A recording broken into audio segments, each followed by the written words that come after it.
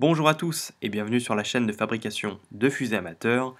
Aujourd'hui, vidéo imprévue et un peu spéciale que j'ai tournée lors de ma dernière mission en Guyane et qui, je l'espère, vous donnera envie de voyager et d'assister à un lancement de fusée. Parce que, comme tout bon passionné de fusées amateurs, il serait quand même dommage de passer à côté d'une expérience comme celle-ci.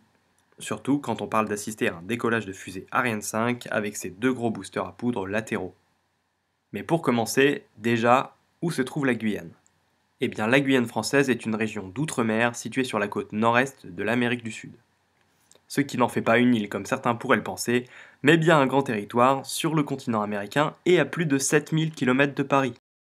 D'ailleurs, la seule porte d'entrée à ce territoire reste l'aéroport de Cayenne-Félix-Éboué, non loin de la plus grande ville de Guyane, et qui porte, en partie, le même nom, Cayenne. Du coup, et une fois que vous serez arrivé dans cet aéroport, il ne vous suffira plus qu'à louer une voiture auprès des agences situées dans le hall principal et de prendre la route pour la petite ville de Kourou, qui se trouvera à une bonne heure de route de l'aéroport. D'ailleurs, c'est donc depuis cette petite ville que vous pourrez facilement visiter le centre spatial guyanais, et d'où vous assisterez à un lancement. En effet, il ne se situe qu'à quelques kilomètres de Kourou, et il vous sera très facile d'y accéder avec votre voiture de location ou en vélo si vous logez chez l'habitant pendant votre voyage. Pour information, 3 fusées sont actuellement lancées depuis le centre spatial guyanais. La plus petite, Vega, la moyenne, Soyouz, et bien sûr la plus grosse, Ariane 5. D'ailleurs, je vous conseille vivement d'assister à un de ces lancements, car ça reste une fusée très impressionnante à son décollage, notamment vis-à-vis de la puissance de ses moteurs et de la lumière qu'il dégage. Aussi, je ne vous cache pas que j'ai moi-même été ébloui la première fois que je l'ai regardé avec mes jumelles. Mais cependant, et avant d'assister à un lancement, que vous aurez d'ailleurs pris soin de corréler avec vos dates de vacances, vous pourrez aussi visiter le centre spatial guyanais et en apprendre davantage sur les différents ensembles de lancement qui constituent le site. Et cela notamment via une visite guidée, gratuite et très bien faite qui vous emmènera sur le pas de tir Soyouz et au centre de lancement numéro 3, d'où sont gérées la préparation des lancements Ariane 5. Aussi, je vous conseille également de visiter pour quelques euros le musée de l'espace situé à l'entrée du CSG, et dans lequel vous apprendrez tout un tas d'informations sur la conquête spatiale et les fusées en règle générale. Cela vous permettra de bien vous préparer au jour du lancement et de parfaire vos connaissances dans le domaine. Par ailleurs, et en quittant le monde du spatial, je vous conseille également de visiter la région.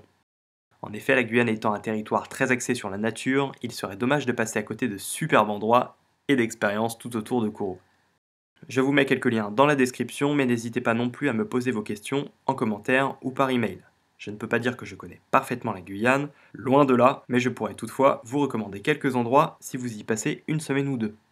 Enfin, et puisque vous serez quand même venu pour cela, je vais vous dire 2-3 mots sur comment faire pour assister à un lancement, ce qui est en fait très simple. En effet, il vous suffira de réserver votre place sur le site du CSG directement en prenant soin de sélectionner votre site d'observation. Le plus proche des pas de tir étant le site d'observation Toucan, si vous allez voir un décollage Ariane 5, et le site Colibri, si vous allez voir un tir Soyouz. Cependant, notez bien que les deux sites seront très prisés et parfois impossibles d'accès, car quasiment réservés qu'aux clients. Toutefois, il existe aussi bien d'autres sites, même si plus éloignés, bien évidemment. Et en parlant de sites éloignés, je ne peux que vous conseiller le site de Jupiter, qui n'est d'autre que la salle de contrôle, d'où l'on voit toutes les retransmissions, et dans laquelle vous serez complètement immergé dans l'ambiance du lancement. Enfin, et si vous n'avez pas trouvé de place sur les différents sites que je vous ai mentionnés, vous pouvez également essayer de réserver le site de Vénus, juste à côté de la salle Jupiter, donc éloigné lui aussi, mais qui vous permettra, après le lancement, d'aller manger gratuitement au buffet d'après-tir, en compagnie des clients et de nombreuses personnes travaillant sur le CSG.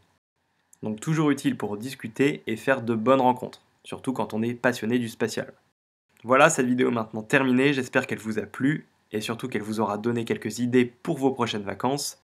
Encore une fois, n'hésitez pas à me poser toutes vos questions en commentaire, j'essaye toujours de faire en sorte de vous répondre rapidement. Et j'oubliais, n'oublie pas de lâcher un petit pouce bleu si le contenu de cette vidéo t'a plu. Et comme d'habitude, pour ma part je te dis comme toujours, à très bientôt pour d'autres vidéos.